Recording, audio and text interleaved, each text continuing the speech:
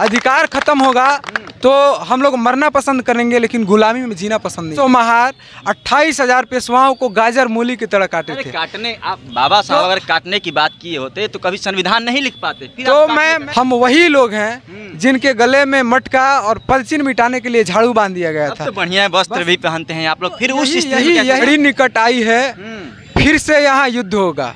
युद्ध होगा जी, ये घड़ी निकट आई है, फिर से यहाँ युद्ध होगा और हम अम्बेडकरवादी ये जिंदा जमीन में गाड़ देंगे जब हमारे समान संविधान के जो विरुद्ध होगा। कानून बना करके हाँ ये SC ST को बांटने का काम किया है, तो वो उसका विरोध तो होगा। बात संविधान पर आई तो गर्दन काट भी सकते हैं और गर्दन कटवा भी सकते हैं। SC ST आरक्षण में उप वर्गीकरण के सुप्रीम कोर्ट के फैसले के विरोध में जैसे सामाजिक संगठनों जो दलित संगठन है पूरे भारत में पहले से पूर्व निर्धारित कार्यक्रम कहिए तो था कि पूरा भारत आज बंद रहेगा। हम आरा जिला मुख्यालय पर हैं और देख सकते हैं तमाम जो राजनीतिक संगठनें हैं, जो सामाजिक संगठनें हैं, वो सड़क पर उतरी है और भारत बंद का नज़ारा आप साफ तौर पर देख सकते हैं किस प्रकार से भारत बंद किया गया है।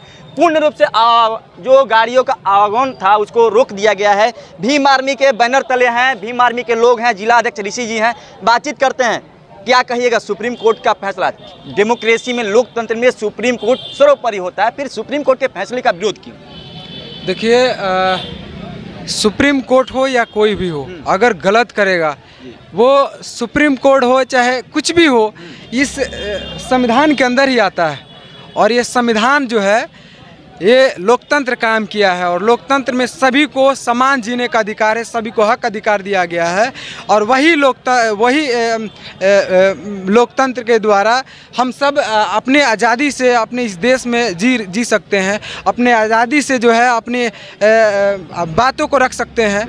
लेकिन सुप्रीम कोर्ट जो है ये काला कानून बना करके हाँ ये SC ST को बांटने का काम किया है, तो वो उसका विरोध तो होगा ही, क्योंकि वो चाहता है कि ये जिस तरह से आप सुप्रीम कोर्ट का विरोध यहाँ नहीं कर सकते। सुप्रीम कोर्ट का जो कानून है उसका विरोध कर सकते हैं। सुप्रीम कोर्ट के कानून का ही तो विरोध किया जा रहा है। जो SC ST आरक्षण में वर्गीकरण किया गया, हम लोगों ने उसका विरोध किया है, क्योंकि जो है इससे हमारे समाज में बंटवारा होगा, हमारा हक जो है वो दूसरे लेंगे।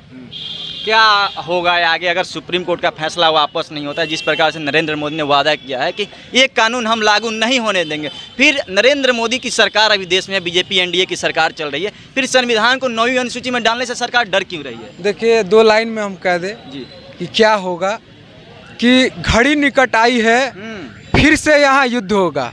युद्ध होगा जी, ये घड़ी निकट आई है, फिर से यहाँ युद्ध होगा और हम अम्बेडकरवादी ये जिंदा जमीन में गाड़ देंगे जब हमारे समान संविधान के जो विरुद्ध होगा।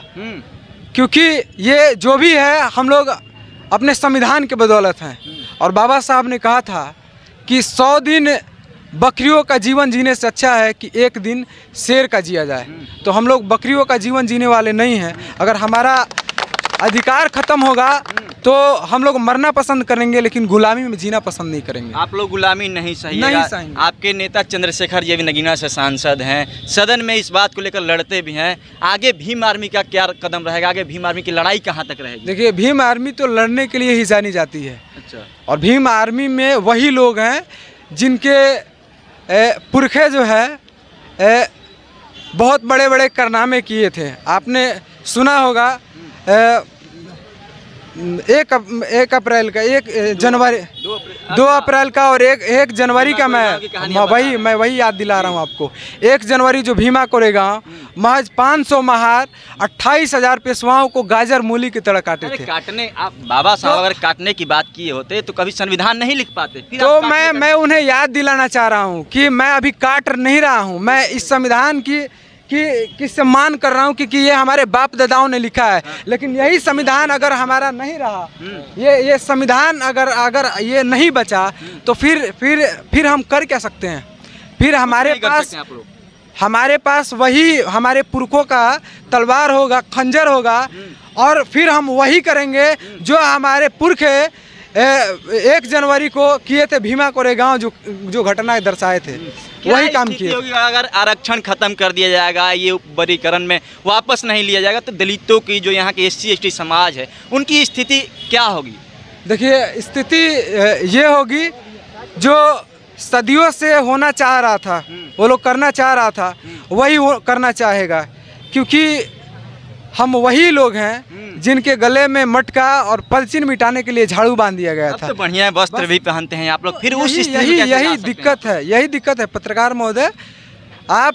आप पता कीजिए, यही दिक्कत है उनको।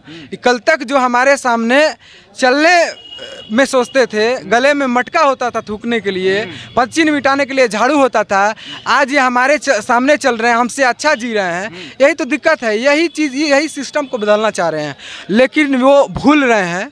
हम ऐसा होने नहीं देंगे। जब तक हमारे शरीर में लहू का आखिरी कतरा है, हम लोग अपने संविधान की रक्षा के लिए लड़ते रहेंगे और अपने इस संविधान की रक्षा के लिए अपनी जान तक कुर्बान कर देंगे। जान भी कुर्बान करने के लिए आप लोग तैयार है। आरक्षण और संविधान, अगर बात संविधान पर आई तो गर्दन काट भी सकते हैं और गर्दन कटवा भी सकते हैं। आपको बता दें, देखिए बातचीत हो रही थी भीम आर्मी, जैसा कि इनके नेता जो हैं नगीना से सांसद हैं चंद्रशेखर आज़ाद जी, उन्होंने इसका समर्थन कर दिया था कि भारत बंद में हम लोग साथ उतरेंगे, सड़क पे उतरेंगे।